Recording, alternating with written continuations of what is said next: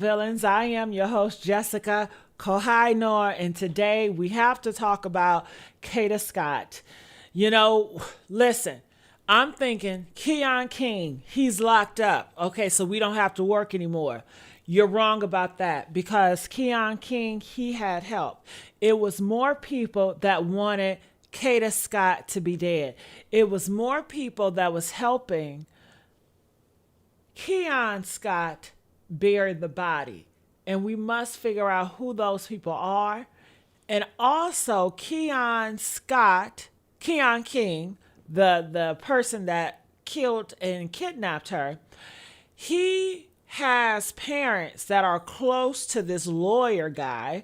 He's very powerful and he's trying to get Keon King off as well.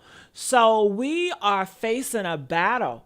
We are facing a corrupt system, a lawyer that has power and influence and trying to do whatever he can to free Keon and to play in our faces to make it seem like we're delusional. Okay? And we have so many moving pieces and everybody is being quiet. So the fight is not over, you guys. We have to continue to fight for justice for Kada Scott. And I just want to say, hey, Lisa, how you doing? Shout out to Lisa. And if you guys want to come up here and speak about this, feel free to hit that link. And you guys can show your face or just audio because I would love to hear what you guys have to say. So I came on TikTok and we are still talking about the boyfriend. You didn't know either, did you? Yeah, Kada Scott, she had a boyfriend. Okay, and the last person that seen her personally was her boyfriend. And it's like, why is her boyfriend just not speaking out? If I was Kada Scott's boyfriend, I would be on a live. This is my woman. This is the world girl I potentially is going to marry. I would probably feel some type of way. I did not protect her. So I'm going to go above and beyond to try to figure out what happened to my girlfriend. You know, so I want to know, what are y'all thoughts about that? So let's get the likes up. We only have 16 people in here, but I know we can do better for Kada Scott, right? So let's get the likes up. Every like is very powerful. It helps push us back into the algorithm. And I love when you guys engage with me on here, okay? So let's hear what she has to say. This right here is Taz. He goes by Taz. His name is Ramir Branham. I've done a previous video on him. Well, I did speak to him, and we're going to listen to that. Whoa, as y'all know, she spoke to him. Ramir and Kada did go to talk off the day that she went missing. Well, let's listen to the audio that I have with Ramir Branham. When I dropped Kada off, we had just left Top Golf. At Top Golf, Kada ordered food. I didn't, but she ordered food for the both of us. I didn't know. So she ordered hot wings, but she only liked the flats. So I was texting her to tell her that she left her food in the car. And the whole time, she had ate all the flats out of the hot wings and left me all the drums. So she left the food in the car on purpose because she kept on trying to tell me I need to eat, I need to eat. So he didn't know that she left the food in the car, even though she kept telling him, hey, you need to eat, you need to eat. When I realized the food was in the car, I called her first. She didn't answer the phone. So then I texted her. But my text messages wasn't getting delivered. So he said the text message didn't deliver. Well, look at this message. It sure did deliver. And also, he sent this an hour and a half to 2 hours after she was already deceased. What? Which he dropped her off around 9:40 that night. I'm sorry. He dropped her off at 9:40 that night, and you're just texting me about some food? What's that? 9:40, 10:40, 11:40. That's 2 hours. Though that's meat. And meat is in the car? Throw that shit out. Throw it out. And why are you even asking or calling me about some old meat 2 hours ago? It's like you called her to make sure the job was done. You called her to make sure the mission was complete. Okay? Something up with that boyfriend. He knows way more than he's leading on. And it could have been a setup all the way around. It really could have. All right, so let's continue on. He didn't text her until after midnight. Kept texting her, tried to call her again. It was just like, for some reason, I just couldn't get in touch with her. Mind you, he says kept texting her. He only texted her one time. A liar. I'm sorry, y'all, He's a liar. but this boyfriend of hers is a little sus. I'm not saying he's guilty. I'm just saying it's not adding up. Everyone, let's dig more into the Kada Scott case. And I want to know your thoughts. Press 1 if you feel like his story is not adding up and there's something more to him. Press 5 if you disagree. For me, if you're a boyfriend, I don't hear no passion. I don't hear, man, I couldn't be no boyfriend. If I was like, oh, I want to F KEON King up. And anybody that's standing for him, I want to F him up. I want to find out where KEON King people stay at. Who helped? You know, who helped kill my girlfriend? I'm going to be riding on that block. I'm knocking on doors like I'm Jehovah's Witness. Let me in. Let me in. What's up, y'all? What's up? Y'all gonna take my girl out here? Y'all gotta give me some answers. Why? Hey, I want all the smoke. But honey, he seems so passive. And he just, like, you would have never thought that this was her boyfriend. You would have never thought that his girlfriend just died and got kidnapped and died. You would have never thought. I would want to know. So what was your thoughts when you first heard that she got in the car with KEON King? Do you know KEON King? Has she ever said something about KEON King? What do you know about KEON King? Do you know anything about him in the neighborhood or something? Okay, you don't know shit about KEON King. So after all this stuff came out, I'm sure people would say, yeah, your girl is on the news. She dead or she missing or whatever. You didn't hear nothing about KEON King, yeah? You know, the neighbors talk, people talk. You ain't hear shit about his ass? Honey, something is up with that. They say he's probably cheating on with his side piece. I don't know. But let's digging more into the affidavit on Kada Scott's case. I'm trying to put pieces together and trying to determine and figure out what happened during certain times. Let's dig into a certain piece of information that I want to discuss on this video. Now, someone that I won't name has been working with me on this case, and they brought to my attention this part of the affidavit. It says, excavation revealed human remains consistent with a young female. A silver gold earring matching one near the burial site was recovered by the rec center gate. So what I want to talk about is the earring found by the rec center gate. This is the gate right here when you enter the rec center. So if one of Kada Scott's earrings were left by that gate, what happened when they entered that gate?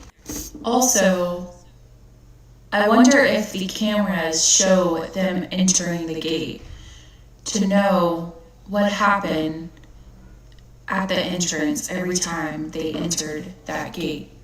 If they burned the vehicle and everything inside, if her earring was inside that vehicle and they threw it out, why would they throw it out if they're already going to burn the vehicle?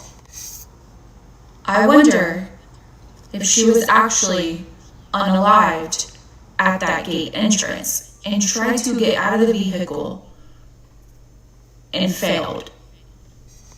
I don't know. Y'all let me know what y'all think, but I'm really curious to know why one piece of her earring was left at that rec center gate, but everything else was burned in the vehicle. So why not keep it in there to burn it? Digging more all right, so I did not know this. Did you guys know that Kada Scott earring was found at the entrance gate? Press 2 if you knew this information. Press 7 if you did not know this information. See, I'm giving you guys some good information that we did not know. And she want to know, okay, so how did that happen? You know, how did it happen? They burned up the car because they wanted to burn up the evidence. Allegedly, she got shot in the head inside that vehicle.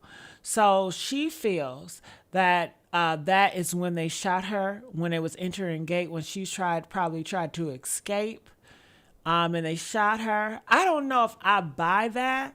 I don't know if I buy it, because if she's trying to escape, I would think the doors will be locked. But maybe he's an idiot. Maybe he didn't lock the doors. I'm not sure. But then if she ran out the car and he shot her, he would have shot her and it would have been blood on the ground. But I don't know. Was it blood on the ground? I doubt it, because they didn't say anything about the wreck scene. They didn't see any blood on no concrete or anything like that. How did the earring go there? I thought like possibly they're moving the body, and I'm sure the head is wet from him shooting her and all this is wet, you know, or something like that. Like I'm moving the head because they had from that car, they had to take her body from that car to put it in the grave. So while you're moving the head and the body, the earring that's attached could have fell. Okay. And another thing, when they found her body, did she have clothes on? Did she have jewelry on? And I believe so, because around the area, remember they kept on saying they found cell phone cases. So that means while they are taking her and moving her to this grave site, stuff that's on her is falling. Things are falling. So earrings are falling. Things are falling off, you know, because I don't think they undressed her and buried her natural. I think that she still had clothes and probably some stuff on her, you know, that they buried her in. And they got rid of everything else, like everything in the car. I guess all the blood in the car or whatever. That's what I would imagine. But I do want to know, what are your thoughts and what do you guys imagine? Feel free to hit that link. I would love for you guys to come up here and talk to us about it. All right, so let's continue on and let's get the likes up, you guys. We need the likes. We only have 12 likes. If you guys want us to do more talking live versus uploading, we definitely need the support, okay? All right, so let's go here. Okay, in reference to the Kada Scott case, I want to talk about the day, October 7th, whenever alleged KEON King burned the vehicle. But what happened right before that? So right here it's saying, on 10/7 at about 2:48 a.m., keep 2:48 in mind, one individual is observed running off camera from the playground area, entering the driver's seat of the suspect vehicle, which is the Hyundai, and driving off. So we know he entered the parking lot at 2:48 a.m. So here it says, analysis of the suspect's Verizon RTT records, which is his personal device, not the text now device. Records showed reoccurring travel between Belmar Terrace and Albury, which is the rec center, including 10/7 from 2 a.m. to 2:52. So from 2 a.m. to 2:52, he was traveling. The same device was last active on 10/9 near 5500 Belmar Terrace. So his personal device went completely silent and ghost on 10/9. So right here, this is the travel time from Belmar Terrace, the actual house, to Albury Rec Center. So this shows the fastest distance is 34 and the lowest is 38. It's on other devices or on other maps I've seen between 31 to 39 minutes. So based off the analysis, it's basically saying that it took roughly 48 minutes of travel time for him to be at the rec center. So where I'm getting at is if he walked to that rec center, who drove him from Belmar Terrace all the way up to Albury and dropped him off nearby to where he can walk to the rec center and get in that vehicle and leave. Mind you, his device was nearby where the fire was. And I'll make a video about that, but keep that in mind. And nearby, meaning he was in the area and in the vicinity.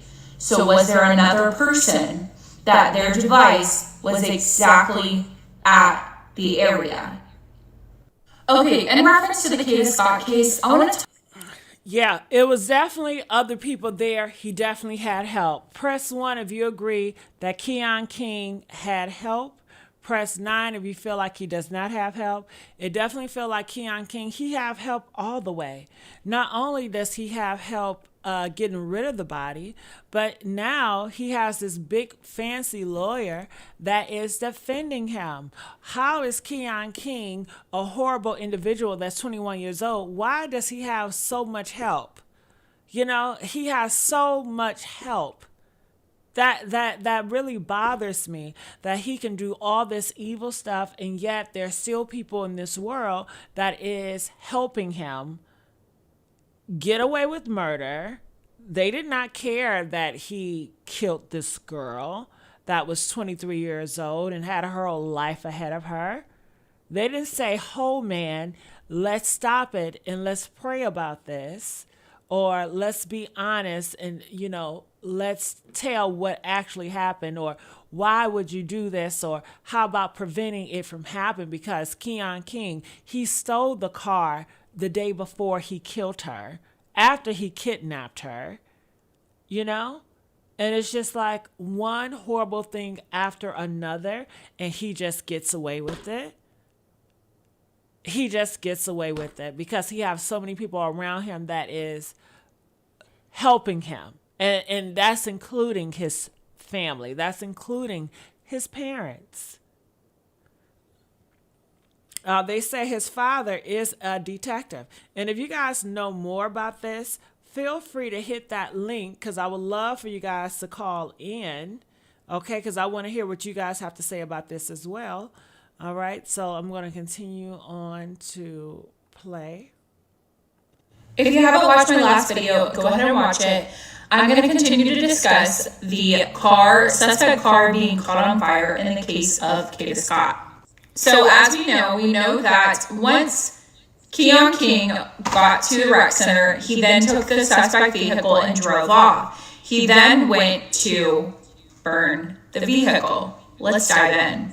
Okay, so we know that at 2 a.m. to 2:52 was travel time between Belmar and Albury. Now, I'm guessing that 2:52 was the last time he was at Albury, so he left after that. Now, right below it says on 10/7 at 3:31 a.m., officers in Engine 73 responded to a vehicle fire on the 2300 block of 74th Avenue.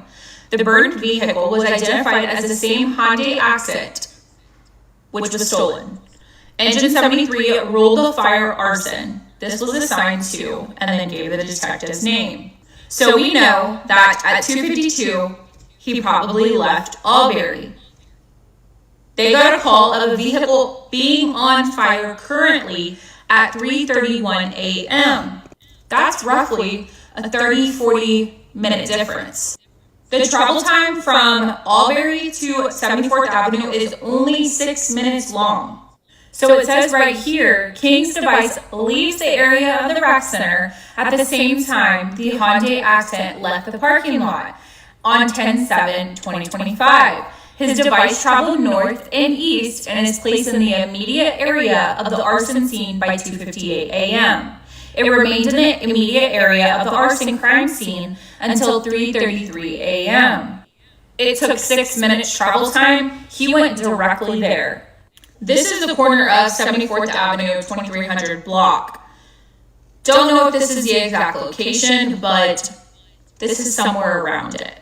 So he was approximately there for 30 minutes. 30 minutes before he left. They got the call at 3:31, and he left the area at 3:33. 2 minutes after they got the call. So who saw him? Who saw him when they made that call? Did somebody see anybody? No, I don't think nobody saw him. I just think that someone that's part of his crew, his people, decided to call. I think everything was calculated and everything was set in motion. And he has help. I think that he had help setting out. Yes, you might say, no way. Somebody help him actually kill her? Yes. Yes, yes, yes. Everything went so fast. When he got the car, then he did it. I think possibly his father knew that he was doing all this. Everybody knew. And you would think a common sense person would say, well, let's talk you out of it. No, these people want to get away with murder and they know that they can. And you may think, well, why would you go through all this? Who wants to go through all this? These criminals that do not care, these villains, they do it every single day. You know, they feel like they're bigger than the law. They don't listen to anybody. They believe that they are God. You know, it's horrible. So what do you guys think about it? And I just want to say thank you so much for the compliments. I see them and I appreciate them, okay? All right, let's go. Around that area, because he didn't leave until 2 minutes after. If you haven't watched my last video, go ahead and watch. So something I learned while covering the Kada Scott case in Philadelphia is how police handle things. So you're telling me that if a car is set on fire and the firefighters ruled it arson, y'all aren't going to do anything about it? Y'all are just going to send it off to be crushed? Nobody's going to do any investigation to figure out who burned that vehicle? If it was intentionally set on fire, you're just going to throw it away and leave it at that? You're telling me that the vehicle wasn't reported stolen, wasn't inside the system when police responded to it and they took the fire out? You're telling me nobody did anything? Nobody did before anything. it was crushed? Before it was crushed? I'm going to make a video about the press conference details and what they said and how they contradicted themselves. When somebody asked them a question, they answered and then they followed up with a question. Get it together, Philly. Don't know what y'all are going through. Don't know what's going on. But when something's intentional, maybe y'all should look into it a little bit more. Because let me tell you something. That car is the key evidence to this case.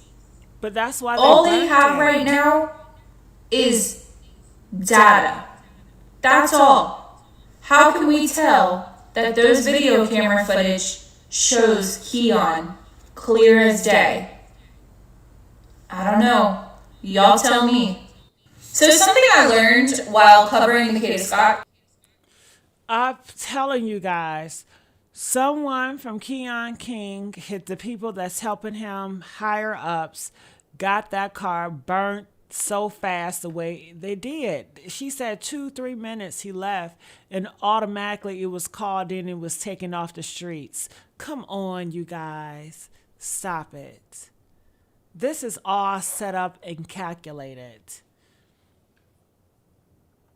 I know y'all can't get enough of me. Listen, I got more info.